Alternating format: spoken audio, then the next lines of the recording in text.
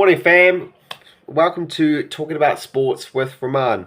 So over the weekend, the NBL Finals has really kicked off with the other eliminator game, the play-in game 2, between the Southeast Melbourne Phoenix and Adelaide 36ers. So, they really blew it, didn't they, the 36ers, being up by 21 points at some stage, and they just threw it away.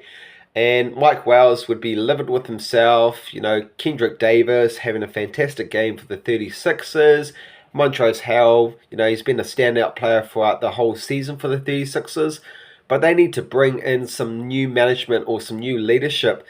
Bring in some club culture, some old veterans that could actually be part of the player squad and management side of things. Because their season was completely a shambles. With that incident with Melbourne United throughout the season, Montrezl Harrell deciding to leave the club and then coming back. It was definitely a season not one to remember for the 36ers. But, it was great that they actually managed to get into the play-in. But that game, against Southeast Melbourne Phoenix, how do you blow a 21-point lead? I mean, Southeast Melbourne Phoenix haven't actually made the semis before. It's their first ever time that they've made the semis in the NBL playoffs, but they've actually been a pretty consistent side throughout the season, and stealing that fourth spot has actually proved to be very important for them in terms of their finals campaign.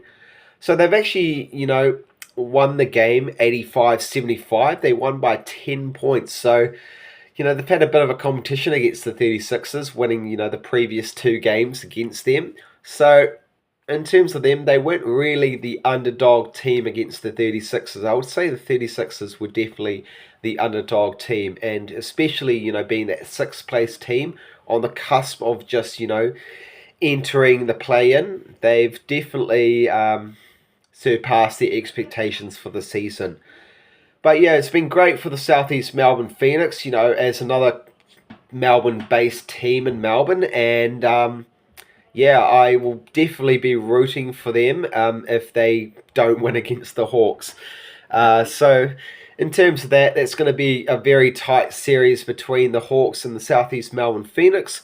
I personally see, the Hawks actually going all the way to the finals against Perth Wildcats, and I'll definitely be rooting for the Hawks. There'll be another segment on that later on. But the stand-up player that I personally have actually watched for Southeast Melbourne Phoenix was Matt Hunt, scoring 25 points against the 36ers, outstanding, created that run for the 36ers in the second half. And, that's where basically things fell apart for the 36ers.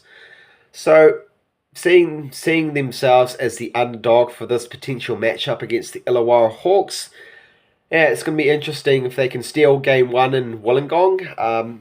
It's going to be shaping up for a home finish for the Southeast Melbourne Phoenix. So if they can beat the Hawks Game 1, I have a feeling that they can do it in Game 2. But it'd be very interesting, that series. I think it's going to go down to the wire, 2-1. I think both sides are going to lock in one each at home. And I think it's going to come down to the Game 3 back in Wollongong, where that one's going to make a difference in who's going to play in the finals. So, I'll have another segment later on about the Southeast Melbourne Phoenix and the Illawarra Hawks, as well as the other semi-final between Melbourne United and Perth Wildcats. Thanks, guys.